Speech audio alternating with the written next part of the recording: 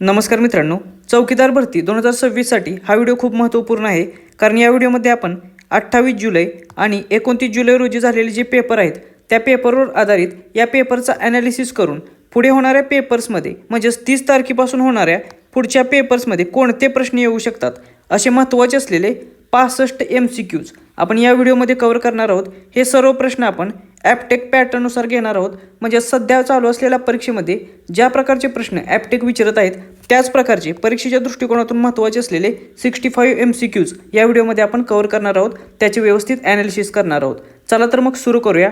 यातील काही प्रश्न निश्चितच तुम्हाला परीक्षेमध्ये विचारले जातील, त्यामुळे व्हिडिओ अगदी लक्षपूर्वक बघा. प्रश्न क्रमांक पहिला, MPSC अध्यक्षांची नेमणूक कोण करतो?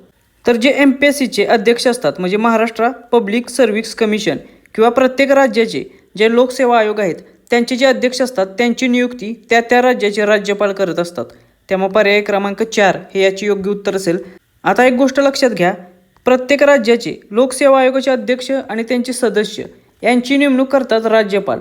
मात्र राज्य लोकसेवा आयोगाचे अध्यक्ष असतील आणि सदस्य असतील त्यांना पदावरून दूर करण्याचा अधिकार मात्र देशाच्या राष्ट्रपतींना असतो. त्यामुळे हा डिफरन्स इथे लक्षात असला पाहिजे. नेमणूक करण्याचा अधिकार आहे राज्यपालांना आणि पदावरून दूर करण्याचा अधिकार आहे राष्ट्रपतींना. त्याचबरोबर परीक्षेत तुम्हाला विचारलं जाईल की राज्य लोकसेवा आयोगाची तरतूद कोणत्या राज्यघटनेतील कलमामध्ये आहे किंवा संघ लोकसेवा आयोगाची तरतूद राज्यघटनेतील कोणत्या कलमामध्ये आहे, तर ते कलम आहे 315. त्यामुळे हे कलम देखील लक्षात ठेवा. त्यानंतर प्रश्न क्रमांक दुसरा, 1909 मध्ये नाशिकचा जिल्हा दंडाधिकारी ऑर्थर जॅक्सन याला नाशिकच्या नाट्यगृहात कोणी ठार केले? तर अनंत लक्ष्मण कान्हेरे यांनी नाशिकचा जो जिल्हा दंडाधिकारी होता ऑर्थर जॅक्सन याला नाशिकच्या नाट्यगृहामध्ये ठार केले होते. त्यामुळे पर्याय क्रमांक 3 हे याचे योग्य उत्तर असेल. आता आपण बघूया कोणकोणत्या क्रांतिकाराने कोणकोणत्या ब्रिटिश अधिकाऱ्याची हत्या केलेली आहे. तर 1897 मध्ये चाफेकर बंधूंनी पुण्याचा प्लेग कमिशनर रँडची हत्या केली. 1909ला अनंत लक्ष्मण कान्हेरे यांनी नाशिकचा कलेक्टर जॅक्सनची हत्या केली, जे आत्ताच आपण पाहिलं.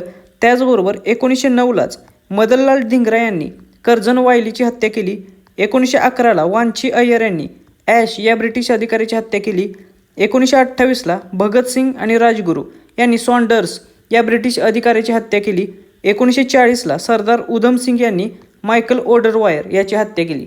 त्यामुळे हे काही महत्त्वाचे क्रांतिकारक आणि त्यांनी केलेल्या ब्रिटिश अधिकाऱ्यांची हत्या याची यादी आहे, याच्या बाहेर प्रश्न जात नाही. त्यानंतर प्रश्न क्रमांक 3, कोल्हापुरामध्ये कोणता किल्ला आहे? तर परीक्षेत तुम्हाला अशा प्रकारचा प्रश्न विचारला जातो की किल्ला किंवा एखाद्या जिल्ह्यातील प्रसिद्ध स्थळ दिले जाते आणि त्याच्याशी संबंधित जिल्हा कोणता आहे असा प्रश्न विचारला जातो. तर कोल्हापुरामध्ये असलेला जिल्हा आहे पन्हाळा किल्ला. त्यामुळे पर्याय क्रमांक 3 हे याचे योग्य उत्तर असेल. तुम्ही ज्या परीक्षेसाठी किंवा ज्या भागासाठी जिल्ह्यासाठी अर्ज केलेला आहे त्या जिल्ह्यात असलेल्या महत्त्वाच्या प्रसिद्ध किल्ले असतील किंवा जे ठिकाणे असतील त्यांची यादी करा किंवा ते एकदा बघून घ्या, त्याच्यावरती अशा स्वरूपाचा प्रश्न विचारला जाईल. त्यानंतर प्रश्न क्रमांक 4, भारतीय राज्यघटनेच्या खालीलपैकी कोणत्या अनुच्छेदांतर्गत भारतीय निवडणूक आयोगाची तरतूद करण्यात आलेली आहे? तर भारताच्या राज्यघटनेमध्ये कोणते कलम आहे की ज्याच्यामध्ये निवडणूक आयोग भारतीय निवडणूक आयोगाची स्थापनेसंबंधी तरतूद आहे? तर ते कलम आहे अनुच्छेद 324. त्यामुळे पर्याय क्रमांक 2 हे याचे योग्य उत्तर असेल. आता आपण परीक्षेच्या दृष्टिकोनातून जे काही महत्त्वाच्या तरतुदी आहेत, कलमे आहेत भारतातील आणि त्याच्यामध्ये कशाची तरतूद आहेत ते बघूया, ज्याच्यावरती प्रश्न विचारले जातात. तर कलम 52 मध्ये राष्ट्रपती पदाची तरतूद आहे.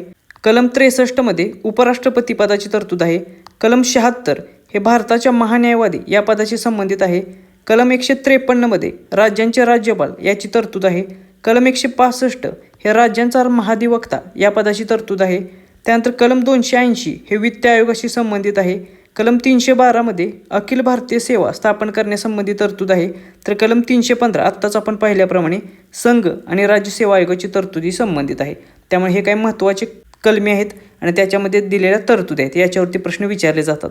त्यानंतर प्रश्न क्रमांक 5, खालीलपैकी कोणत्या नद्या या महाराष्ट्र राज्यातून वाहतात? तर आपल्याला 5 नद्या दिलेल्या आहेत.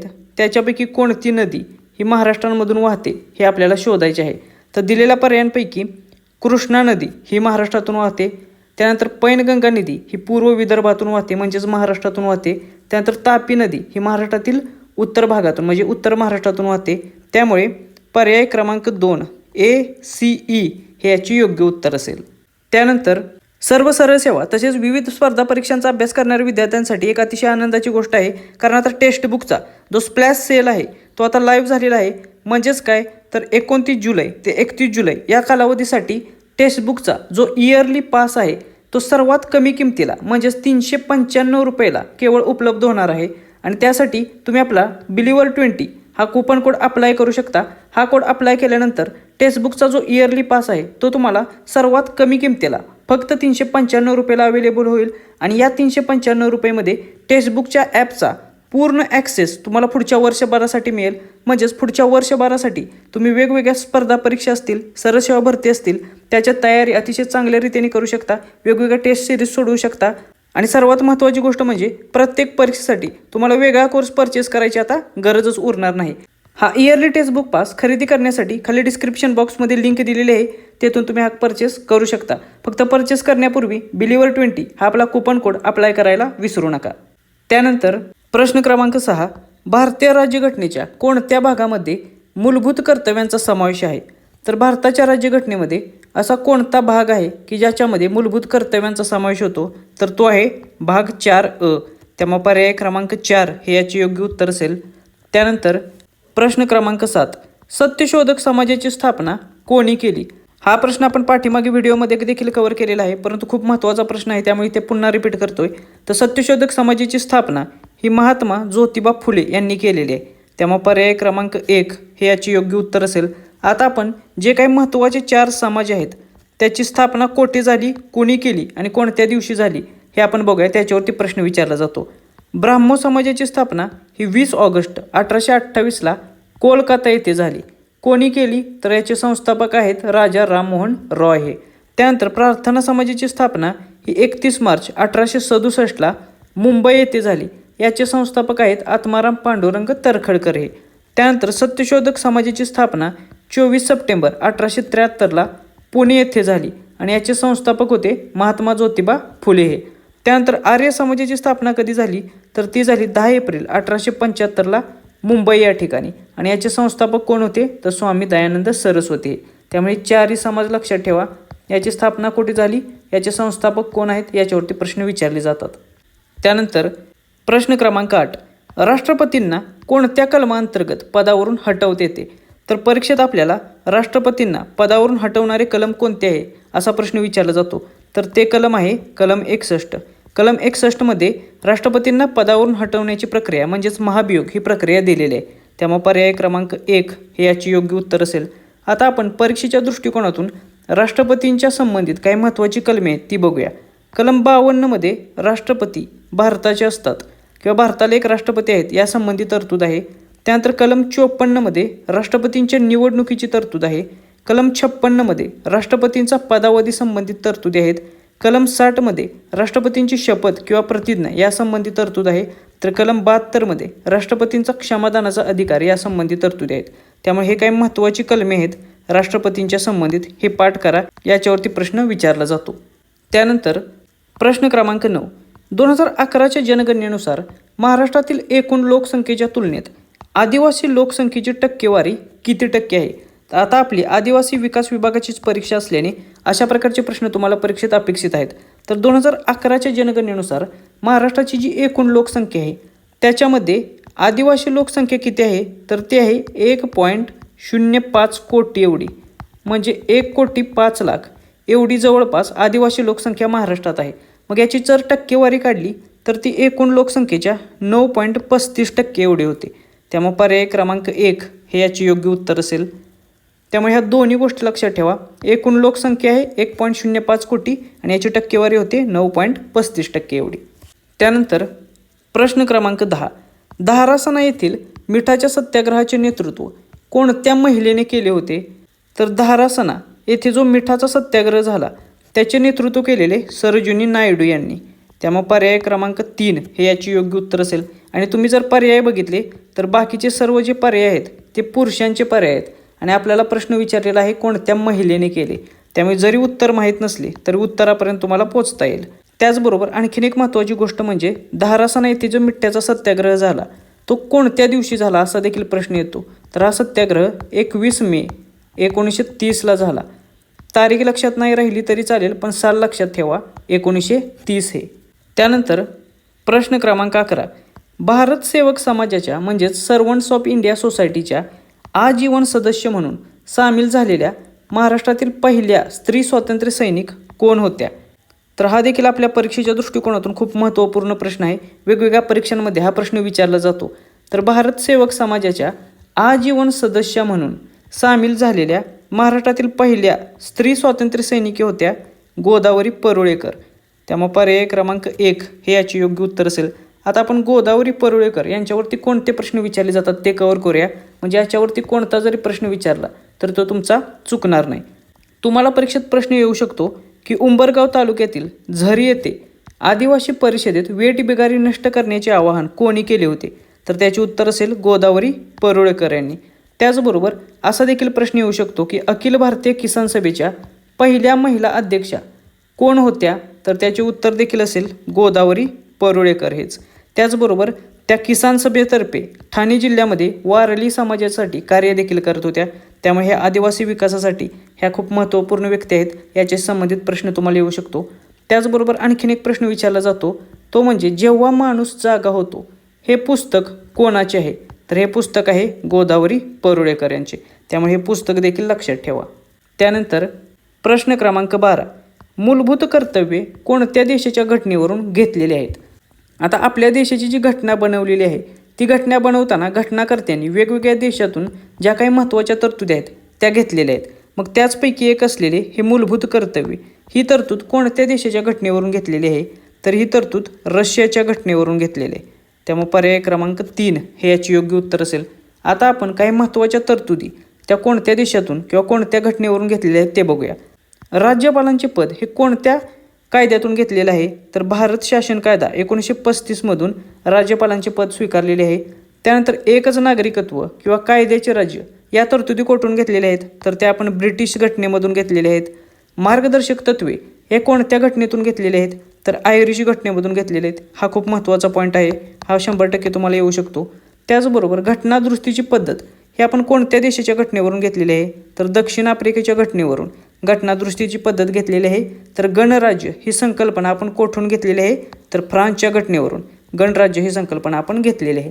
तर हे काही महत्त्वाच्या तरतुदी आहेत आणि त्या कोणत्या देशाच्या घटनेवरून घेतलेल्या आहे ते याची यादी आहे, ते एकदा लक्षात ठेवा. प्रश्न क्रमांक 13. 2011च्या जनगणनेनुसार भारतामधील आदिवासी लोकसंख्येची टक्केवारी किती टक्के आहे?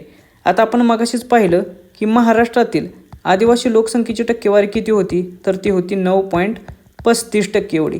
मग आता आपण भारतातील आदिवासी लोकसंख्येची टक्केवारी किती आहे ती बघूया. तर ती आहे 8.6% एवढी. त्यामुळे पर्याय क्रमांक 1 हे याचे योग्य उत्तर असेल. मग भारतामध्ये आदिवासी लोकसंख्या किती आहे? तर ती आहे 10.42 कोटी एवढी. त्यामुळे ही लोकसंख्या देखील लक्षात ठेवा. एकूण आदिवासी लोकसंख्या भारतामध्ये किती आहे? तर ती आहे 10.42 कोटी एवढी. यानंतर आपण आदिवासीच्या संदर्भात काही महत्त्वाच्या फॅक्ट्स बघूया ज्याच्यावरती प्रश्न विचारले जातात. तुम्हाला प्रश्न येईल की सर्वाधिक आदिवासी लोकसंख्येचे प्रमाण असलेले भारतातील राज्य कोणते? तर सर्वाधिक लोकसंख्येचे प्रमाण हे मिझोराम राज्यामध्ये आहे, फक्त 94.4% एवढे.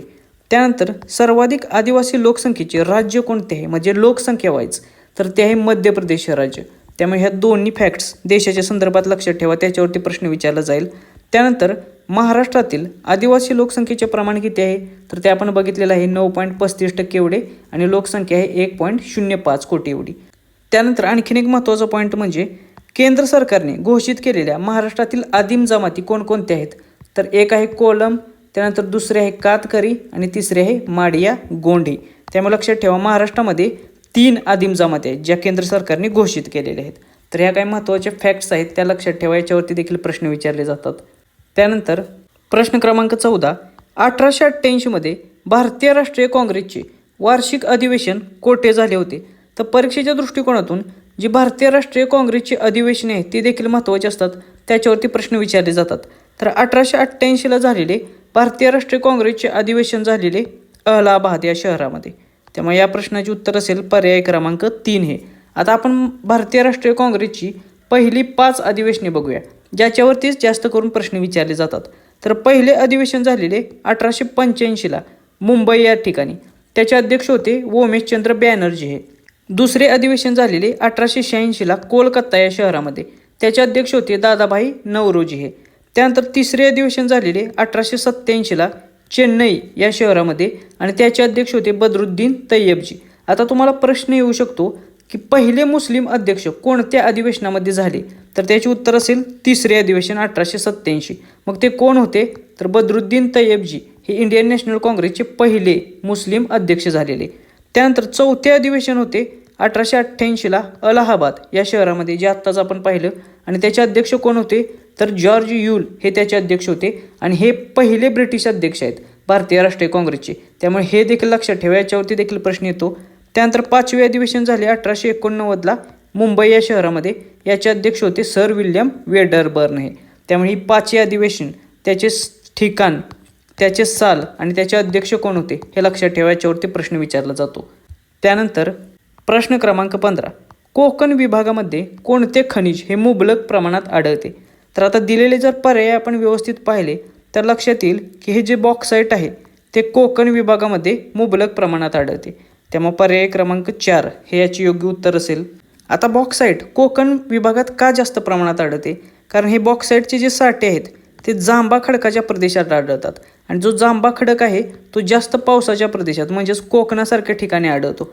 त्यामुळे कोकणामध्ये बॉक्साईटचे साठे हे जास्त प्रमाणात किंवा मुबलक प्रमाणात आढळतात. त्याचबरोबर ह्या बॉक्साईटचा उपयोग कशासाठी होतो, तर ॲल्युमिनियम हा धातू मिळवण्यासाठी या बॉक्साईटचा उपयोग होतो. त्यानंतर प्रश्न क्रमांक 16, क्षेत्रफळानुसार महाराष्ट्र राज्याचा देशात कितवा क्रमांक लागतो. तर आपल्याला माहीत आहे की क्षेत्रफळानुसार जर पाहिलं तर महाराष्ट्र राज्याचा देशात 3रा क्रमांक लागतो. त्यामुळे पर्याय क्रमांक 3 हे याचे योग्य उत्तर असेल. मग तुम्हाला प्रश्न विचारला जातो की महाराष्ट्राचे क्षेत्रफळ खालीलपैकी कोणते आहे, तर ते आहे 3,07,713 चौरस किलोमीटर. हा आकडा पाठ करा, हा आयासा परीक्षेमध्ये विचारला जातो. त्याचबरोबर क्षेत्रफळानुसार देशातील सर्वात मोठे राज्य कोणते आहे, तर पहिल्या नंबरला आहे राजस्थान, त्यानंतर आहे दुसऱ्या नंबरला मध्य प्रदेश आणि तिसऱ्या नंबर लागतो मग महाराष्ट्राचा. मग तुम्हाला प्रश्न येतो की भारताच्या एकूण क्षेत्रफळाच्या टिंब टक्के क्षेत्रफळ हे महाराष्ट्र राज्याने व्यापलेले आहे. तर देशाच्या एकूण क्षेत्रफळाच्या 9.36% एवढे क्षेत्रफळ एकट्या महाराष्ट्राने व्यापलेले आहे. त्यामुळे हा आकडा देखील लक्षात ठेवा. त्यानंतर प्रश्न क्रमांक 17, राष्ट्रपती तसेच उपराष्ट्रपती ही दोन्ही पदे रिक्त असतील तर राष्ट्रपतींची कार्ये कोण पार पाडतो. तर लक्षात ठेवा, जर राष्ट्रपती नसतील तर त्यांची कार्ये उपराष्ट्रपती पार पाडतात. पण जर उपराष्ट्रपती देखील नसतील, म्हणजेच राष्ट्रपती आणि उपराष्ट्रपती हे दोघे जर नसतील तर राष्ट्रपतींची कार्य कोण पार पाडतो, तर अशा वेळी देशाचे जे सरन्यायाधीश आहेत सर्वोच्च न्यायालयाचे, ते राष्ट्रपतींची कार्य पार पाडत असतात. त्यामुळे पर्याय क्रमांक 1 हे याचे योग्य उत्तर असेल.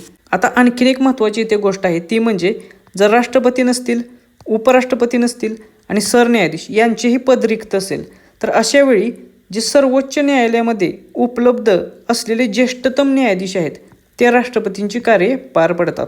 त्यामुळे हा देखील एक मुद्दा लक्षात ठेवा. त्यानंतर प्रश्न क्रमांक 18, संविधान सभेची पहिली बैठक कधी झाली. तर हा देखील प्रश्न परीक्षेच्या दृष्टिकोनातून खूप महत्त्वाचा आहे, कारण संविधान सभेच्या पहिल्या 3 बैठका खूप महत्त्वपूर्ण आहेत, त्याच्यावरती वारंवार प्रश्न विचारले जातात. तर संविधान सभेची पहिली बैठक झाली 9 डिसेंबर 1946ला. त्यामुळे पर्याय क्रमांक 4 हे याचे योग्य उत्तर असेल. मग या पहिल्या बैठकीला किती सदस्य हजर होते, तर या पहिल्या बैठकीला 207 सदस्य हजर होते आणि या बैठकीलाच फ्रान्सच्या पद्धतीचे अनुसरण करून त्यावेळी उपलब्ध असलेले ज्येष्ठतम सदस्य डॉक्टर सच्चिदानंद सिन्हा यांना तात्पुरते अध्यक्ष करण्यात आले संविधान सभेचे. त्यामुळे परीक्षेत प्रश्न विचारला जातो की संविधान सभेचे तात्पुरते अध्यक्ष म्हणून कोणाची नेमणूक करण्यात आली, तर डॉक्टर सच्चिदानंद सिन्हा हे त्याचे उत्तर असेल.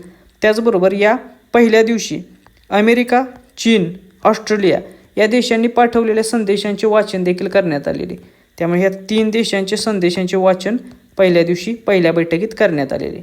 त्याचबरोबर लक्षात ठेवा, पहिली बैठक झाली 9 डिसेंबरला, दुसरी झाली 11 डिसेंबरला आणि तिसरी झाली 13 डिसेंबरला. या 3 तारखा लक्षात ठेवा, या परीक्षेच्या दृष्टिकोनातून खूप महत्त्वाच्या आहेत, याच्यावरती नेहमी प्रश्न विचारले जातात. त्यानंतर प्रश्न क्रमांक 19, नवेगाव नागझिरा व्याघ्र प्रकल्प कोणत्या जिल्ह्यात आहे. तर परीक्षेमध्ये आपल्याला जे काही महत्त्वाचे व्याघ्र प्रकल्प आहेत किंवा अभयारण्य आहेत किंवा नॅशनल पार्क आहेत ते कोणत्या जिल्ह्यात आहेत अशा स्वरूपाचा प्रश्न विचारला जातो. तर हे जे नवेगाव नागझिरा व्याघ्र प्रकल्प आहे तो आहे गोंदिया जिल्ह्यामध्ये. त्यामुळे पर्याय क्रमांक 3 हे याचे योग्य उत्तर असेल. आता परीक्षेत असा देखील प्रश्न विचारला जातो की महाराष्ट्र राज्यामध्ये एकूण किती व्याघ्र प्रकल्प आहेत. तर त्यांची संख्या आहे 6. मग ते कोणकोणते आहेत. तर मेळघाट व्याघ्र प्रकल्प आहे अमरावती जिल्ह्यामध्ये. ताडोबा अंधारी हा व्याघ्र प्रकल्प आहे चंद्रपूर जिल्ह्यामध्ये. पेंच व्याघ्र प्रकल्प आहे नागपूर जिल्ह्यामध्ये. सह्याद्री व्याघ्र प्रकल्प हा सांगली, सातारा, कोल्हापूर आणि रत्नागिरी अशा जवळपास 4 जिल्ह्यांमध्ये पसरलेला आहे. आणि नवेगाव नागझिरा व्याघ्र प्रकल्प जो आत्ताच आपण पाहिला तो आहे गोंदिया जिल्ह्यामध्ये. आणि बोर व्याघ्र प्रकल्प हा कोठे आहे तर तो आहे वर्धा जिल्ह्यामध्ये. त्यामुळे हे 6 व्याघ्र प्रकल्प आणि त्यांचे जिल्हे लक्षात ठेवा. याच्यापैकी कशावरही तुम्हाला प्रश्न येऊ शकतो. त्यानंतर प्रश्न क्रमांक 20. खालीलपैकी कोणत्या वर्षी चितगाव शस्त्रागारावर हल्ल्याचा प्रयत्न झाला. तर जो चितगाव शस्त्रागारावरचा हल्ला होता तो झाला 1930 साली. त्यामुळे पर्याय क्रमांक 3 हे याचे योग्य उत्तर असेल. आता हा चितगाव हल्ल्याचा जो कट होता त्याचे नेतृत्व कोणी केले असा प्रश्न परीक्षेत विचारला जातो. तर याचे नेतृत्व केले सूर्यसेन यांनी. त्यामुळे महान क्रांतिकारक सूर्यसेन यांचे नाव देखील लक्षात ठेवा. याच्यावरती देखील प्रश्न विचारला जातो. प्रश्न क्रमांक 21. संविधान सभेचे अस्थायी अध्यक्ष कोण होते. तर आपण मागाशीच पाहिलं की संविधान सभेचे अस्थायी अध्यक्ष किंवा तात्पुरते अध्यक्ष म्हणून डॉक्टर सच्चिदानंद सिन्हा यांची नियुक्ती केलेली. त्यामुळे पर्याय क्रमांक 2 हे याचे योग्य उत्तर असेल. आता काही महत्त्वाच्या नियुक्त्या बघूया ज्या संविधान सभेच्या संदर्भात आहेत आणि ज्याच्यावरती प्रश्न विचारले जातात. तर संविधान सभेचे कायमस्वरूपी अध्यक्ष कोण होते तर डॉक्टर राजेंद्र प्रसाद हे संविधान सभेचे कायमस्वरूपी अध्यक्ष होते. त्यानंतर संविधान सभेचे उपाध्यक्ष कोण होते तर H.C. मुखर्जी हे संविधान सभेचे उपाध्यक्ष होते. संविधान सभेचे कायदेशीर सल्लागार कोण होते तर सर B.N. राव हे संविधान सभेचे कायदेशीर सल्लागार होते. त्यामुळे या तिन्ही नियुक्त्या लक्षात ठेवा. याच्यावरती प्रश्न येतो. त्यानंतर प्रश्न क्रमांक 22. महाराष्ट्राची पर्यटन राजधानी म्हणून कोणते ठिकाण ओळखले जाते. तर छत्रपती संभाजीनगर म्हणजे पूर्वीचे औरंगाबाद हे जे शहर आहे ते महाराष्ट्राची पर्यटन राजधानी म्हणून ओळखले जाते. त्यामुळे पर्याय क्रमांक 2 हे याचे योग्य उत्तर असेल. आता तुम्हाला प्रश्न असा देखील येऊ शकतो की महाराष्ट्रातील पहिला पर्यटन जिल्हा कोणता आहे तर त्याचे उत्तर असेल सिंधुदुर्ग. त्यानंतर महाराष्ट्रातील पहिला पर्यटन तालुका कोणता असा देखील प्रश्न येऊ शकतो. तर त्याचे उत्तर असेल जुन्नर हा महाराष्ट्रातील पहिला पर्यटन तालुका आहे.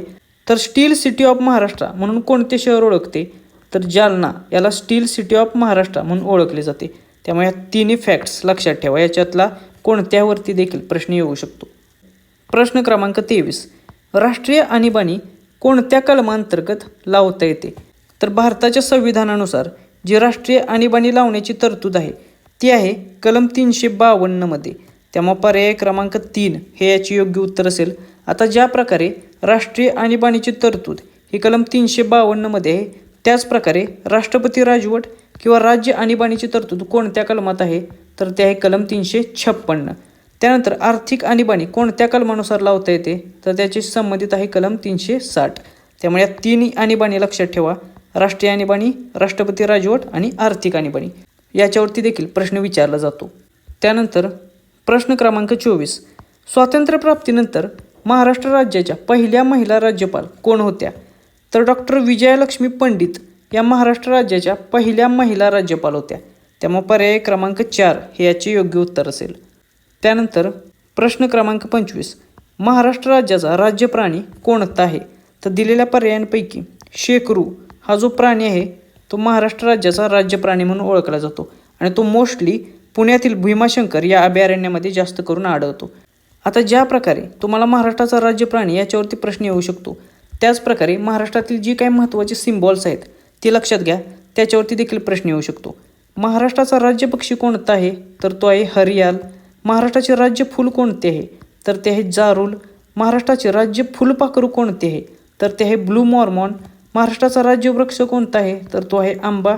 आणि महाराष्ट्र राज्याचे कांदळ वृक्ष कोणते आहे राज्य कांदळ वृक्ष तर ते आहे पांढरा चिप्पिहा. त्यामुळे हे काही महत्त्वाचे फॅक्ट्स आहेत महाराष्ट्र राज्याशी संदर्भात ते लक्षात घ्या. त्याच्यातील एकावर तरी 100% प्रश्न तुम्हाला विचारला जाईल. त्यानंतर प्रश्न क्रमांक 26. राष्ट्रपतीचे पद रिक्त असताना उपराष्ट्रपती किती कालावधीसाठी राष्ट्रपती म्हणून कार्य करू शकतात. तर आपण मागाशीच पाहिलं की राष्ट्रपती जे पद जर रिक्त असेल तर उपराष्ट्रपती राष्ट्रपती पदाची कार्य पार पडतात. मात्र ती जास्तीत जास्त 6 महिन्यापर्यंतच राष्ट्रपती म्हणून कार्य करू शकतात. त्यामुळे पर्याय क्रमांक 3 हे याचे योग्य उत्तर असेल. 6 महिन्याच्या आत नवीन राष्ट्रपती यांची नियुक्ती करावी लागते. त्यामुळे जास्तीत जास्त 6 महिनेच उपराष्ट्रपती हे राष्ट्रपती म्हणून कार्य करू शकतात. त्यानंतर प्रश्न क्रमांक 27, असहकार चळवळीची सुरुवात कोणत्या वर्षी झाली?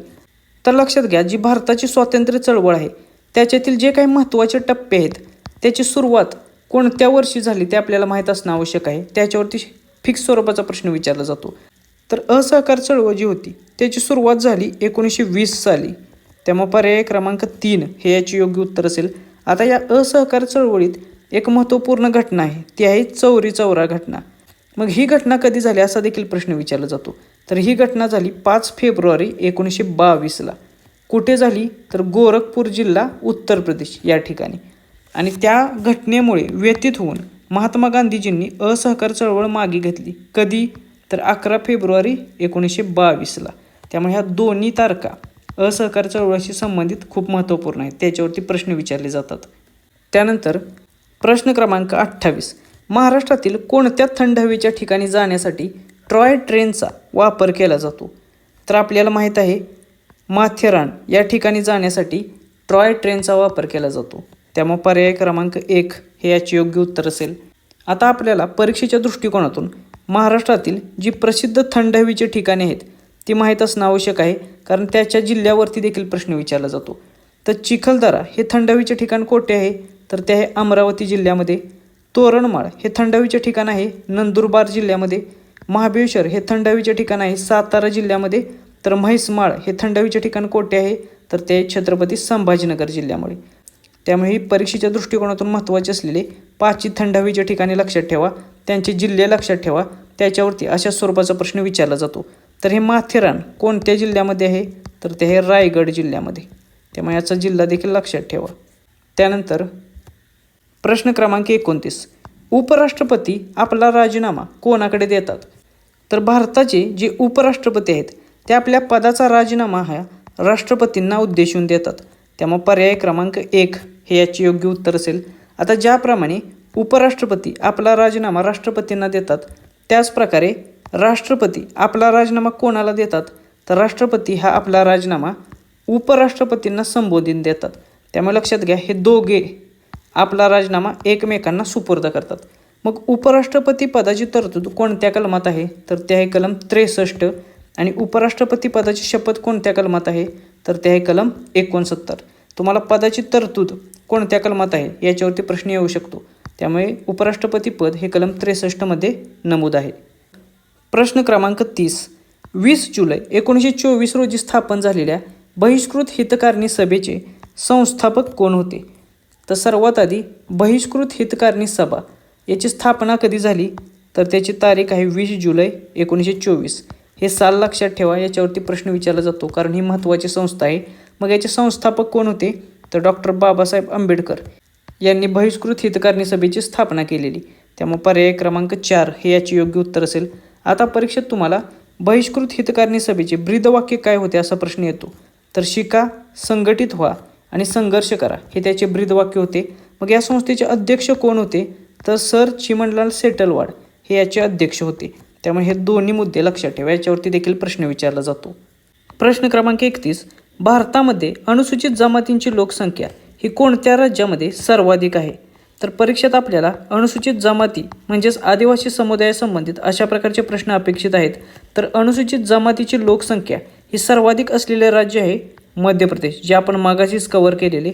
त्यामुळे पर्याय क्रमांक 2 हे याचे योग्य उत्तर असेल. तर आता आपण काही महत्त्वाचे फॅक्ट्स बघूया महाराष्ट्राच्या संबंधित.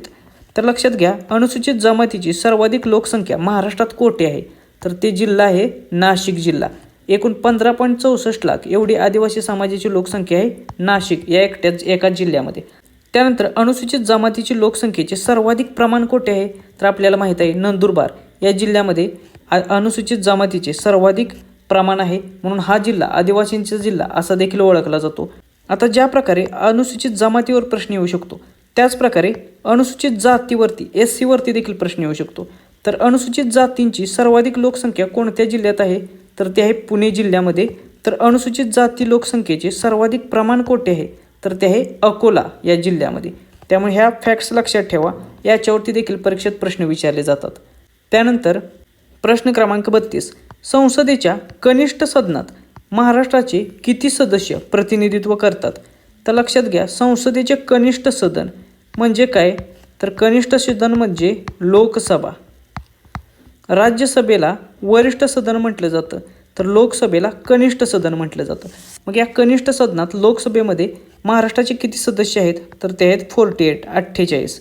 त्यामुळे पर्याय क्रमांक 2 हे याचे योग्य उत्तर असेल. आता महाराष्ट्राचे प्रतिनिधित्व आपण बघूया. वरिष्ठ सदन म्हणजेच राज्यसभेमध्ये महाराष्ट्राचे किती प्रतिनिधी आहेत, तर ते आहेत 19. महाराष्ट्राच्या विधानसभेमध्ये किती सदस्य संख्या आहे, तर ते आहे 288. तर महाराष्ट्राच्या विधान परिषदेची सदस्य संख्या किती आहे, तर ते आहे 78.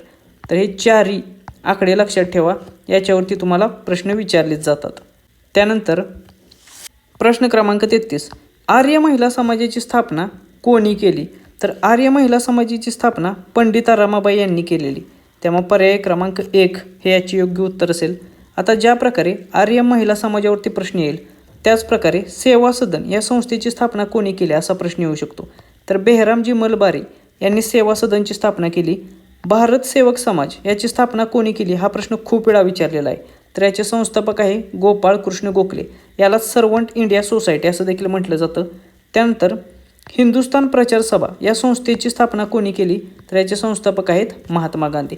या तिन्ही संस्था परीक्षेच्या दृष्टिकोनातून महत्त्वाच्या आहेत, याच्यावरती प्रश्न विचारले जातात. प्रश्न क्रमांक 34, भारतामध्ये पंचायत राज दिवस कधी साजरा केला जातो. तर पंचायत राज दिवस हा दरवर्षी 24 एप्रिलला भारतात सेलिब्रेट केला जातो. त्यामुळे पर्याय क्रमांक 2 हे याचे योग्य उत्तर असेल. आता 24 एप्रिल का, कारण जी 73वी घटनादुरुस्ती कायदा होता 1992चा, ज्याला पंचायत राज घटनादुरुस्ती कायदा देखील म्हटलं जातं, त्याची अंमलबजावणी ही 24 एप्रिल 1993 पासून सुरू झाली आणि त्यामुळेच 24 एप्रिल हा दिवस भारतामध्ये पंचायत राज दिवस म्हणून साजरा केला जातो. त्यानंतर 74वी घटनादुरुस्ती कायदा जो होता 1992, जो शहरी स्थानिक स्वराज्य संस्थांच्या संबंधित होता, त्याची अंमलबजावणी 1 जून 1993 पासून सुरू झालेली. त्यामुळे ह्या दोन्ही तारखा लक्षात ठेवा. ग्रामीण स्थानिक स्वराज्य संस्थांसाठी 73वी घटनादुरुस्ती ती आहे 24 एप्रिल 1993 पासून, तर शहरी स्थानिक स्वराज्य संस्थांशी संबंधित असलेली 74वी घटनादुरुस्ती आहे 1 जून 1993 पासून. त्यानंतर प्रश्न क्रमांक 35, आत्मीय सभेचे संस्थापक कोण आहेत. तर ही देखील एक खूप महत्त्वपूर्ण संस्था आहे परीक्षेच्या दृष्टिकोनातून. या आत्मीय सभेचे संस्थापक होते राजा राममोहन रॉय हे. त्यामुळे पर्याय क्रमांक 1 हे याचे योग्य उत्तर असेल. राजा राममोहन रॉय यांनीच ब्राह्मो समाजाची देखील स्थापना केलेली, हे देखील लक्षात ठेवा. त्याचबरोबर आत्मीय सभेची स्थापना कधी केली असा देखील प्रश्न येऊ शकतो. तर 1815 साली त्यांनी आत्मीय सभेची स्थापना केलेली. त्यामुळे हे साल देखील लक्षात ठेवा. प्रश्न क्रमांक 36, समाजवादी हा शब्द भारतीय राज्यघटनेमध्ये कितव्या घटनादुरुस्तीने समाविष्ट करण्यात आला. तर लक्षात ठेवा, समाजवादी हा जो शब्द आहे तो भारताच्या राज्यघटनेच्या प्रस्तावनेमध्ये ॲड करण्यात आलेला आहे आणि हा शब्द 42वी घटनादुरुस्ती 1976ने ॲड करण्यात आला. त्यामुळे पर्याय क्रमांक 2 हे याचे योग्य उत्तर असेल. जी 42वी घटनादुरुस्ती होती 1976ला केलेली, त्या घटनादुरुस्तीने समाजवादी, धर्मनिरपेक्ष आणि एकात्मता हे 3 शब्द भारताच्या प्रस्तावनेमध्ये राज्यघटनेच्या ॲड करण्यात आलेले आहेत. त्यामुळे हे 3 शब्द लक्षात ठेवा, याच्यावरती अशा स्वरूपाचा प्रश्न विचारला जातो. त्यानंतर प्रश्न क्रमांक 37, स्त्री पुरुष तुलना हा ग्रंथ कोणाचा आहे. तर हा ग्रंथ लिहिलेला आहे ताराबाई शिंदे यांनी. त्यामुळे पर्याय क्रमांक 2 हे याचे योग्य उत्तर असेल. या पुस्तकावर देखील खूप वेळा प्रश्न विचारला जातो. त्यामुळे लक्षात ठेवा, स्त्री पुरुष तुलना हा ग्रंथ कोणाचा आहे, तर तो आहे ताराबाई शिंदे यांचा. प्रश्न क्रमांक 38, परमहंस सभेची स्थापना कोठे झाली. तर ही देखील एक खूप महत्त्वाची संस्था आहे. परमहंस सभा याची स्थापना झाली मुंबई या ठिकाणी. त्यामुळे पर्याय क्रमांक 2 हे याचे योग्य उत्तर असेल. आता या परमहंस सभेचे संस्थापक कोण होते ते देखील माहीत असलं पाहिजे. तर परमहंस सभेचे संस्थापक होते दादोबा पांडुरंग तरखडकर. याच्यावरती देखील प्रश्न येऊ शकतात. त्यामुळे त्यांनी स्थापन केलेल्या 3 संस्था आहेत, परमहंस सभा, मानव धर्म सभा आणि ज्ञानप्रसारक सभा. तर एक एक आपण बघूया. तर ही जी परमहंस सभा याची स्थापना कधी झाली तर ती झाली 31 जुलै 1849ला मुंबई या ठिकाणी. त्यानंतर मानव धर्म सभेची स्थापना कधी झाली तर 22 जून 1844ला सुरत या ठिकाणी. या सभेची स्थापना करताना दादोबा पांडुरंग तरखडकरांना दुर्गाराम मंछाराम आणि दिनमणी शंकर यांनी देखील मदत केलेली. त्यानंतर ज्ञानप्रसारक सभेची स्थापना 1848 साली मुंबई येथे झाली. तर लक्षात ठेवा, परमहंस सभा, मानव धर्म सभा आणि ज्ञानप्रसारक सभा याचे संस्थापक एकच व्यक्ती आहेत, ते आहेत दादोबा पांडुरंग तरखडकर हे. आणि त्यापैकी परमहंस सभा आणि ज्ञानप्रसारक सभा यांची स्थापना ही मुंबई येथे झालेली आहे. तर जी मानव धर्म सभा आहे तिची स्थापना सुरत येथे झालेली आहे. त्यामुळे एवढा डिफरन्स फक्त लक्षात ठेवा. त्यानंतर प्रश्न क्रमांक 39, शबरी आदिवासी घरकुल योजना कोणत्या घटकांसाठी राबवली जाते? आता याच्या नावामध्येच आदिवासी हा शब्द आहे, त्यामुळे ऑब्वियसली अनुसूचित जमातींच्या म्हणजेच ST बेघर घटकांसाठी ही शबरी घरकुल योजना राबवली जाते. जे अनुसूचित जमातीतील कुटुंब बेघर किंवा कच्च्या घरांमध्ये राहतात त्यांना पक्की घरे बांधून देण्यासाठी ही शबरी आदिवासी घरकुल योजना कार्य करते. त्यामुळे त्याच्या अंतर्गत त्यांना अनुदान दिले जाते. त्यामुळे पर्याय क्रमांक 2 हे याचे योग्य उत्तर असेल. त्यानंतर प्रश्न क्रमांक 40, महाराष्ट्रातील कातकरी आणि माडिया गोंड या जमातींना कोणत्या श्रेणीत वर्गीकृत केले गेले आहे? तर लक्षात ठेवा, कातकरी, त्याचबरोबर माडिया गोंड आणि तिसरी एक आहे ती आहे कोलाम.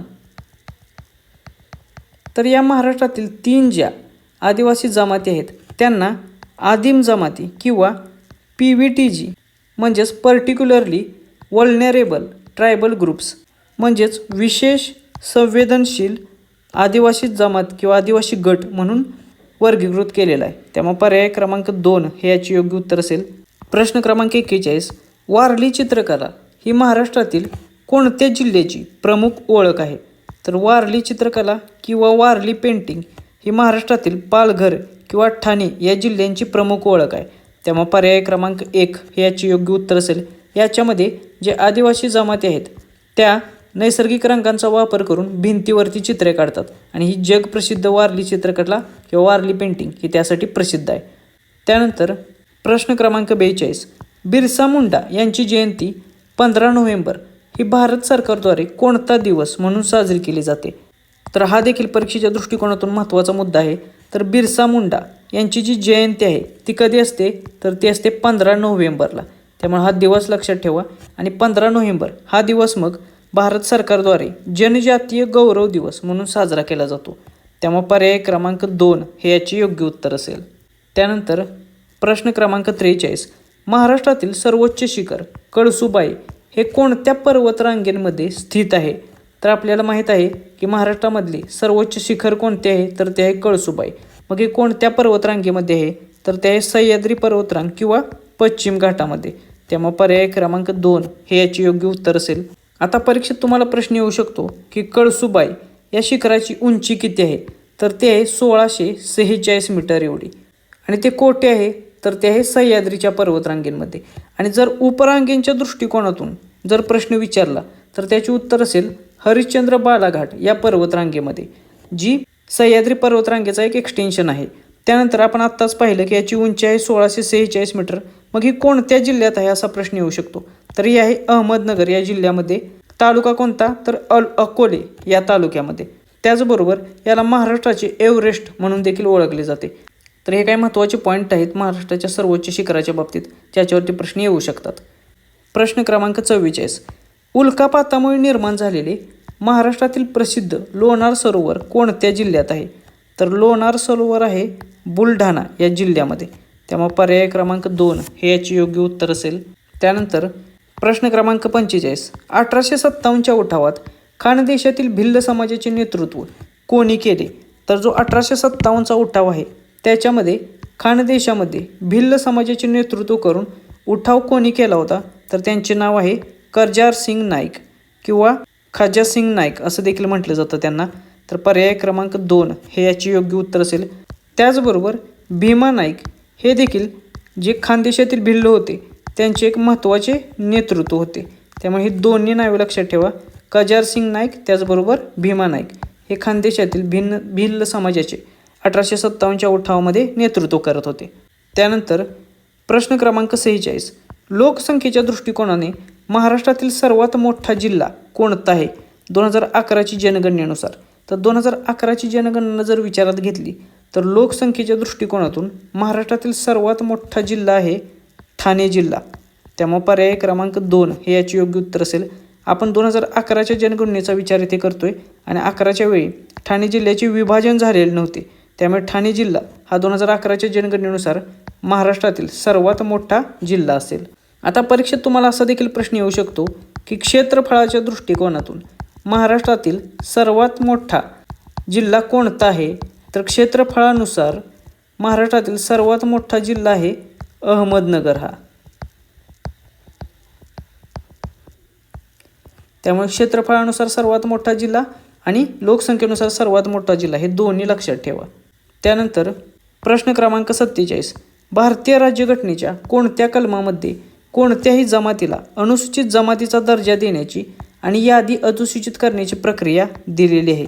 तर भारताच्या राज्यघटनेतील कलम 342 मध्ये राष्ट्रपती हे संबंधित राज्याचे जे राज्यपाल आहेत त्यांच्याशी विचारविनिमय करून सार्वजनिक अधिसूचनेद्वारे कोणत्याही जमातीला अनुसूचित जमाती म्हणून घोषित करू शकतात. त्यामुळे पर्याय क्रमांक 1 हे याचे योग्य उत्तर असेल. आणि अशा प्रकारे अनुसूचित जमातीचा दर्जा देऊन त्याची यादी अधिसूचित करण्याची प्रक्रिया आहे कलम 342 मध्ये. त्यानंतर प्रश्न क्रमांक 48, भारतीय राज्यघटनेचे मसुदा समितीचे ड्राफ्टिंग कमिटीचे अध्यक्ष कोण होते? तर जी ड्राफ्टिंग कमिटी होती किंवा जिला आपण मसुदा समिती म्हणतो त्या समितीचे अध्यक्ष होते डॉक्टर B.R. आंबेडकर, बाबासाहेब आंबेडकर. त्यामुळे पर्याय क्रमांक 3 हे याचे योग्य उत्तर असेल. आणि या समितीचे अध्यक्ष असल्यामुळेच त्यांना भारतीय संविधानाचे शिल्पकार असे देखील म्हटले जाते. त्यानंतर प्रश्न क्रमांक 49, मूलभूत हक्कांचे संरक्षण करण्यासाठी सर्वोच्च न्यायालयात कोणत्या कलमांतर्गत याचिका दाखल करता येते? तर सर्वोच्च न्यायालयामध्ये कलम 32 अंतर्गत याचिका दाखल करता येते मूलभूत हक्कांचे रक्षण करण्यासाठी. त्यामुळे पर्याय क्रमांक 1 हे याचे योग्य उत्तर असेल. आता हे जे कलम 226 आहे त्याच्या अंतर्गत मूलभूत हक्कांचे रक्षण करण्यासाठी उच्च न्यायालयामध्ये याचिका दाखल करण्याची तरतूद आहे. त्यामुळे हे देखील कलम लक्षात ठेवा. तुम्हाला परीक्षेत प्रश्न येऊ शकतो की उच्च न्यायालयामध्ये मूलभूत हक्कांचे रक्षण करण्यासाठी याचिका दाखल करण्यासाठी कोणते कलम आहे? तर ते आहे कलम 226. तर सर्वोच्च न्यायालयाच्या बाबतीत कोणते कलम आहे? तर ते आहे कलम 32 हे लक्षात ठेवा. त्याचबरोबर कलम 32लाच घटनात्मक उपाययोजनेचा हक्क असं देखील म्हटलं जातं. त्यानंतर प्रश्न क्रमांक 50, भारतातील पंचायत राज व्यवस्थेशी संबंधित कोणती घटना दुरुस्ती आहे? तर आपण मागाशीच पाहिलं की पंचायत राजशी संबंधित घटना दुरुस्ती आहे 73वी घटना दुरुस्ती 1992. त्यामुळे पर्याय क्रमांक 2 हे याचे योग्य उत्तर असेल. आता आपण परीक्षेच्या दृष्टिकोनातून जी 73वी घटना दुरुस्ती आहे तिच्याबद्दल महत्त्वाची माहिती बघूया ज्याच्यावरती प्रश्न विचारले जातात. ही 73वी घटना दुरुस्ती कोणत्या वर्षीची आहे? तर ते आहे 1992ची. याची अंमलबजावणी कधी झाली? तर आपण मागाशीच पाहिलं 24 एप्रिल 1993 पासून अंमलबजावणी झाली. म्हणूनच याला 24 एप्रिल हा दिवस राष्ट्रीय पंचायत राज दिवस म्हणून साजरा केला जातो. त्यानंतर ह्या 73वी घटना दुरुस्ती जी आहे त्याच्यानुसार काही नवीन भाग व अनुसूची घटनेमध्ये समाविष्ट करण्यात आले. ते कोणकोणते आहेत? तर राज्यघटनेमध्ये भाग 9 ॲड करण्यात आला. त्याचबरोबर 11वी अनुसूची देखील ॲड करण्यात आली. मग तुम्हाला प्रश्न येऊ शकतो की 73वी घटना दुरुस्ती 1992 नुसार 11व्या अनुसूचीमध्ये पंचायत राज संस्थांसाठी किती विषयांची तरतूद आहे? तर याच्यामध्ये एकूण 29 विषयांची तरतूद आहे. त्यामुळे 11वी अनुसूची आणि 29 विषय लक्षात ठेवा. त्याचबरोबर याच 73व्या घटना दुरुस्तीने भारतीय राज्यघटनेने त्रिस्तरीय व्यवस्था पंचायत राजची स्वीकारली, ज्याच्यामध्ये ग्रामपंचायत हा पहिला स्तर आहे, त्यानंतर पंचायत समिती हा मध्यम स्तर आहे आणि जिल्हा परिषद हा जिल्हा स्तरावरचा आहे. त्यामुळे ही त्रिस्तरीय पंचायत राज व्यवस्था याच्यानुसार अनिवार्य करण्यात आलेली आहे. त्यामुळे ही काही महत्त्वाच्या तरतुदी आहेत 73व्या घटना दुरुस्तीच्या, त्या लक्षात ठेवा, त्याच्यावरती प्रश्न विचारले जातात. प्रश्न क्रमांक 51, भारताच्या राष्ट्रपतींना पदाची शपथ कोण देतो? तर भारताचे जे राष्ट्रपती आहेत त्यांना पदाची शपथ हे भारताचे सरन्यायाधीश देतात, चीफ जस्टिस ऑफ इंडिया. त्यामुळे पर्याय क्रमांक 2 हे याची योग्य उत्तर असेल. आता ही जी राष्ट्रपती पदाची शपथ आहे ती कोणत्या कलमात आहे? तर ते आहे कलम 60 मध्ये. त्यामुळे कलम 60 नुसार भारताच्या राष्ट्रपतींना सर्वोच्च न्यायालयाचे सरन्यायाधीश हे पद आणि गोपनीयतेची शपथ देतात. जर समजा सरन्यायाधीश हे हजर नसले तर त्यांना कोण शपथ देते? तर सर्वोच्च न्यायालयातील जे ज्येष्ठतम न्यायाधीश असतात ते मग अशावेळी राष्ट्रपतींना पद आणि गोपनीयतेची शपथ देतात. आता लक्षात घ्या, पदाची शपथ हे सरन्यायाधीश देत असतात, मात्र राष्ट्रपती आपला राजीनामा कोणाकडे देतात? तर ते सरन्यायाधीशांना राजीनामा देत नाहीत, तर ते आपला राजीनामा उपराष्ट्रपतींना देतात, जे आपण मगाशीच क्लिअर केलेला आहे. आणि त्याच्याशी संबंधित कलम कोणते आहे? तर ते आहे कलम 56. त्यानंतर प्रश्न क्रमांक 52, मानवी शरीरातील सर्वात मोठी ग्रंथी कोणती आहे? तर हा प्रश्न देखील खूप वेळा विचारला जातो की मानवी शरीरातील सर्वात मोठी ग्रंथी कोणती आहे? तर ते आहे लिव्हर किंवा यकृत. त्यामुळे पर्याय क्रमांक 2 हे याचे योग्य उत्तर असेल. मग हा यकृताचे कार्य काय आहे? तर हा जो यकृत आहे तो पित्त रस तयार करत असतो, बाईल ज्यूस, हे लक्षात ठेवा. त्याचबरोबर आणखीन एक 2 पॉईंट इथे महत्त्वाचे आहेत, ते म्हणजे सर्वात मोठी अंतःस्रावी ग्रंथी कोणती आहे? तर ते आहे थायरॉईड ग्रंथी, हे लक्षात ठेवा. त्याचबरोबर शरीरातील मिश्र ग्रंथी कोणती असा प्रश्न विचारला जातो, तर स्वादुपिंड ही शरीरातील मिश्र ग्रंथी आहे. त्यामुळे ह्या दोन्ही फॅक्ट्स लक्षात ठेवा. प्रश्न क्रमांक 53, पाण्याचे कमाल घनत्व किती तापमानाला असते? म्हणजेच पाण्याची कमाल घनता, जास्तीत जास्त घनता, मॅक्झिमम डेन्सिटी कोणत्या तापमानाला असते? तर ती असते 4 डिग्री सेल्सिअसला. आणि ह्यालाच पाण्याचे असंगत आचरण असं देखील म्हटलं जातं. त्यामुळे पर्याय क्रमांक 3 हे याचे योग्य उत्तर असेल. प्रश्न क्रमांक 54, रक्तातील तांबड्या पेशी म्हणजेच रेड ब्लड सेल्स ह्या कुठे तयार होतात? तर तांबड्या पेशी या बोन मॅरोमध्ये म्हणजेच अस्थिमज्जामध्ये तयार होतात. त्यामुळे पर्याय क्रमांक 3 हे याचे योग्य उत्तर असेल. हाडांच्या आतमध्ये हा अस्थिमज्जा असतो आणि तेथे या RBCs तयार होत असतात. मग लक्षात ठेवा, RBCंचे सरासरी आयुष्य किती असते असा देखील प्रश्न विचारला जातो. तर RBC ह्या सरासरी 120 दिवस जगतात. म्हणजे RBCंचे सरासरी आयुष्य 120 दिवस एवढे असते. याच्यावरती देखील प्रश्न विचारला जातो. त्यानंतर प्रश्न क्रमांक 55, स्कर्वी हा आजार कोणत्या जीवनसत्वाच्या अभावामुळे होतो? आता परीक्षेत जर विज्ञानावरती प्रश्न विचारले तर त्याच्यामध्ये जीवनसत्व हा टॉपिक खूप महत्त्वाचा आहे, किंवा कशाच्या अभावामुळे कोणता आजार होतो हा टॉपिक खूप महत्त्वाचा आहे. याच्यावरती फिक्स प्रश्न असतो. तर हा जो स्कर्वी आहे या आजारामध्ये काय होतं? तर याच्यामध्ये हिरड्यामधून रक्त येते आणि मग हा आजार कोणत्या जीवनसत्वाच्या अभावामुळे होतो? तर जीवनसत्व Cच्या अभावामुळे हा आजार होतो. त्यामुळे पर्याय क्रमांक 3 हे याचे योग्य उत्तर असेल. त्यानंतर प्रश्न क्रमांक 56, आदिवासी संशोधन व प्रशिक्षण संस्था म्हणजेच tribal research and training institute याचे मुख्यालय महाराष्ट्रामध्ये कोठे आहे? तर TRTI tribal research and training इन्स्टिट्यूटचे मुख्यालय हे पुणे या ठिकाणी आहे. त्यामुळे पर्याय क्रमांक 3 हे याचे योग्य उत्तर असेल. ही जी संस्था आहे ती काय कार्य करते? तर आदिवासी जमातींचे संशोधन करते, त्यांचे सर्वेक्षण करते आणि त्यांच्या कल्याणकारी योजनांचे मूल्यमापन करण्याचं काम ही संस्था करते. मग याची स्थापना कितीची आहे? तर याची स्थापना आहे 1962ची. त्यानंतर प्रश्न क्रमांक 57, आदिवासी भागातील मूलभूत पायाभूत सुविधांचा विकास करण्यासाठी कोणती योजना राबवली जाते? तर आदिवासी भागातील मूलभूत पायाभूत सुविधा म्हणजेच काय? तर आदिवासी पाड्यांमधले रस्ते असतील, वीज असेल, पाणी असेल किंवा स्वच्छता असतील, यासारख्या ज्या पायाभूत सुविधा आहेत त्यांचा विकास करण्यासाठी ठक्कर बाप्पा आदिवासी वस्ती सुधार योजना राबवली जाते. त्यामुळे पर्याय क्रमांक 1 हे याचे योग्य उत्तर असेल. प्रश्न क्रमांक 58, भारतीय राज्यघटनेची 5वी अनुसूची 5th शेड्यूल कशाशी संबंधित आहे? तर भारताचे जे 5वे शेड्यूल आहे राज्यघटनेमधील ते संबंधित आहे अनुसूचित क्षेत्रे आणि अनुसूचित जमातींच्या प्रशासन व नियंत्रण याच्याशी संबंधित. त्यामुळे ही 5वी अनुसूची लक्षात ठेवा, याच्यावरती प्रश्न विचारला जाईल. पर्याय क्रमांक 2 हे याचे योग्य उत्तर असेल. आता भारतीय राज्यघटनेतील जे कलम 244(1) आहे त्याच्या अंतर्गत सांगितलेलं आहे की 5व्या अनुसूचीमध्ये आसाम, मेघालय, त्रिपुरा आणि मिझोराम हे वगळून इतर जे राज्य आहेत त्यांच्यामधील अनुसूचित क्षेत्रांच्या प्रशासनासंबंधित विशेष तरतुदी आहेत. त्यामुळे 5वी अनुसूची ही 4 राज्ये वगळून इतर राज्यांच्या अनुसूचित क्षेत्रांच्या प्रशासनासंबंधी तरतूद करते. तर ही जी 4 राज्ये आहेत आसाम, मेघालय, त्रिपुरा आणि मिझोराम, ह्या 4 राज्यांशी संबंधित कोणते शेड्यूल आहे? तर ते आहे सहावी अनुसूची. 6व्या अनुसूचीमध्ये या 4 राज्यांच्या म्हणजे आसाम असेल, मेघालय असेल, त्रिपुरा असेल आणि मिझोराम असेल यांच्याशी संबंधित तरतुदी आहेत. त्यानंतर प्रश्न क्रमांक 59. केंद्र शासनातर्फे चालवल्या जाणाऱ्या एकलव्य मॉडेल रेसिडेन्शियल स्कूलचे मुख्य उद्दिष्ट काय आहे? तर EMRS ही जी योजना आहे ती कशासाठी आहे असा प्रश्न येथे विचारलेला आहे. तर केंद्र सरकारचे जे शेड्यूल्ड ट्राईब मंत्रालय आहे, केंद्रीय जनजाती कार्य मंत्रालय, आदिवासी विकास मंत्रालय याच्यामार्फत ही एकलव्य मॉडेल रेसिडेन्शियल स्कूल योजना चालवली जाते आणि याचा मुख्य उद्देश आहे जे दुर्गम भागातील अनुसूचित जमातीचे जे विद्यार्थी आहेत त्यांना मोफत आणि दर्जेदार निवासी शिक्षण प्रोव्हाइड करणे. त्यामुळे पर्याय क्रमांक 2 हे याचे योग्य उत्तर असेल. आणि याच्यासाठी कोणत्या इयत्ता आहेत?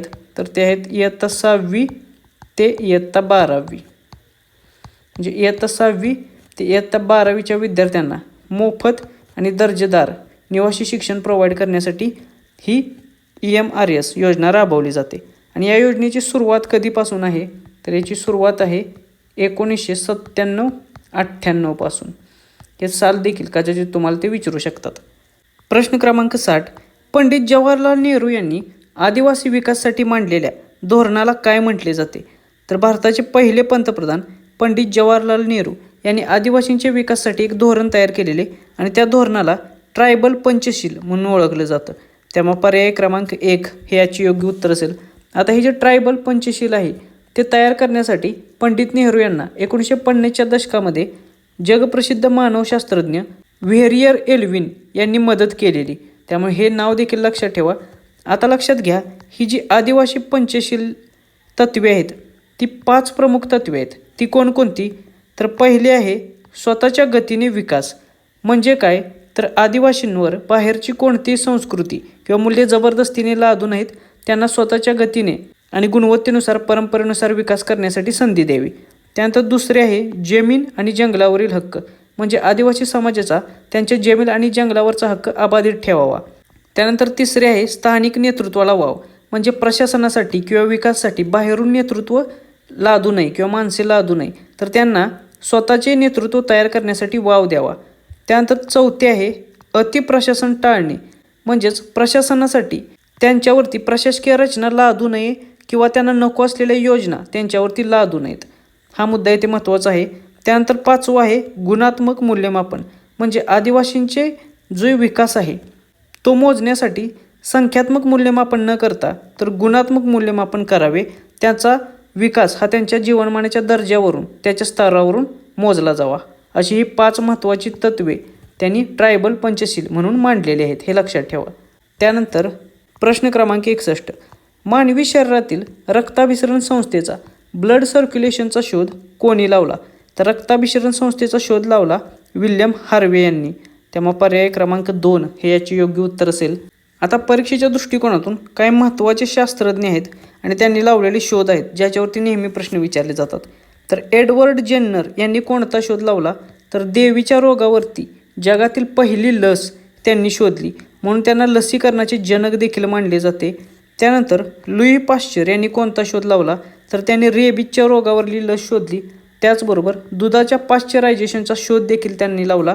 त्याचबरोबर त्यांनी सूक्ष्मजीवशास्त्राचा पाया देखील रचला. तर हे काही महत्त्वाचे पॉईंट आहेत. त्यानंतर अलेक्झांडर फ्लेमिंग यांनी जगातील पहिले अँटीबायोटिक म्हणजेच प्रतिजैविक पेनिसिलिन याचा शोध लावला. त्यामुळे परीक्षेत प्रश्न येतो पेनिसिलिनचा शोध कोणी लावला? तर त्याचे उत्तर असेल अलेक्झांडर फ्लेमिंग यांनी. त्यानंतर प्रश्न क्रमांक 62.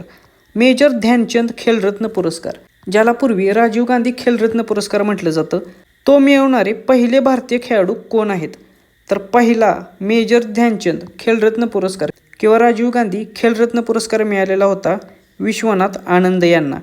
त्यामुळे पर्याय क्रमांक 2 हे याचे योग्य उत्तर असेल. विश्वनाथ आनंद हे भारताचे बुद्धिबळ ग्रँडमास्टर असून त्यांना 1991-92 मध्ये भारताचा पहिला खेलरत्न पुरस्कार देऊन गौरवण्यात आले. त्यानंतर प्रश्न क्रमांक 63. महाराष्ट्रातील कोणत्या खोऱ्यामध्ये भिल्ल जमातीची लोकसंख्या ही सर्वाधिक केंद्रित झालेली आहे? तर महाराष्ट्रातील तापी नदी खोरे आणि सातपुडा पर्वतरांग जी आहे त्या भागामध्ये भिल्ल जमातीची लोकसंख्या ही सर्वाधिक केंद्रित झालेली आहे. त्यामुळे पर्याय क्रमांक 2 हे याचे योग्य उत्तर असेल. प्रश्न क्रमांक 64. सूर्यमालेमधील सर्वात मोठा ग्रह कोणता आहे? तर जो गुरु हा ग्रह आहे तो सूर्यमालेतील सर्वात मोठा ग्रह मानला जातो. त्यामुळे पर्याय क्रमांक 3 हे याचे योग्य उत्तर असेल. आता सूर्यमालेतील इतर ग्रहांच्या संबंधित देखील काही पॉईंट बघूया जे परीक्षेत विचारले जातात. तुम्हाला प्रश्न विचारला जातो की सूर्यमालेतील सर्वात लहान ग्रह कोणता आहे? तर तो आहे बुध हा ग्रह. त्यानंतर सूर्यमालेतील सर्वात तेजस्वी किंवा सर्वात उष्ण ग्रह कोणाला म्हटलं जातं? तर त्याचे उत्तर असेल शुक्र ग्रह. त्याचबरोबर कोणत्या ग्रहाला पृथ्वीची जुळी बहीण म्हणून ओळखलं जातं असा देखील प्रश्न येतो. तर त्याचे उत्तर देखील असेल शुक्र ग्रह. त्यानंतर तांबडा ग्रह म्हणून कोणत्या ग्रहाला ओळखले जाते असा प्रश्न विचारला जातो. तर त्याचे उत्तर असेल मंगळ ग्रह. मंगळ ग्रहाच्या पृष्ठभागावरती आयर्न ऑक्साईड म्हणजे लोहाचे मुबलक प्रमाण आहे, त्यामुळे त्याला तांबडा ग्रह किंवा रेड प्लॅनेट म्हणून ओळखलं जातं. त्यानंतर सूर्यमालेतील दुसरा सर्वात मोठा ग्रह कोणता आहे? तर तो आहे शनी ग्रह. हा देखील प्रश्न विचारला जातो. त्याचबरोबर सुंदर कड्यांसाठी प्रसिद्ध असलेला ग्रह कोणता असा देखील प्रश्न येतो. तर त्याचे उत्तर असेल शनी हा ग्रह. तर हे काही महत्त्वाचे फॅक्ट्स आहेत ग्रहांच्या संबंधित, त्या लक्षात ठेवा. त्याच्यावरती वारंवार प्रश्न विचारले जातात. त्यानंतर प्रश्न क्रमांक 65. जागतिक आदिवासी दिवस international day for the world indigenous peoples दरवर्षी कधी साजरा केला जातो? तर जागतिक आदिवासी दिवस हा देखील खूप महत्त्वपूर्ण आहे आणि तो दरवर्षी 9 ऑगस्टला साजरा केला जातो. त्यामुळे पर्याय क्रमांक 2 हे याचे योग्य उत्तर असेल. ज्याप्रमाणे भारतामध्ये 15 नोव्हेंबरला जनजाती गौरव दिवस साजरा केला जातो, त्याचप्रमाणे जगभरामध्ये 9 ऑगस्टला जागतिक आदिवासी दिवस साजरा केला जातो. त्यामुळे परीक्षेच्या दृष्टिकोनातून या दोन्ही तारखा खूप महत्त्वपूर्ण आहेत, त्याच्यावरती प्रश्न येऊ शकतो. तर अशा रीतीने आपण परीक्षेच्या दृष्टिकोनातून महत्त्वाचे असे 65 MCQs बघितलेले आहेत. हे सर्व MCQs आपण काल आणि परवा झालेल्या पेपरच्या आधारे बघितलेले आहेत. हे सर्व MCQ ॲप्टेक पॅटर्ननुसार बघितलेले आहेत. त्यामुळे याचा निश्चितच फायदा ज्यांचे पेपर पुढे राहिलेले आहेत त्यांच्यासाठी होईल. याच्यातील काही प्रश्न निश्चितच परीक्षेमध्ये येऊ शकतात, त्यामुळे याची चांगली रिव्हिजन करा. तुम्हाला परीक्षेसाठी ऑल द व्हेरी बेस्ट. या व्हिडिओची जर PDF हवी असेल तर ते आपल्या टेलिग्राम चॅनेलला मिळेल. चॅनेलची लिंक खाली डिस्क्रिप्शन बॉक्समध्ये दिलेली आहे. भेटूया नेक्स्ट व्हिडिओच्या माध्यमातून. थँक्यू.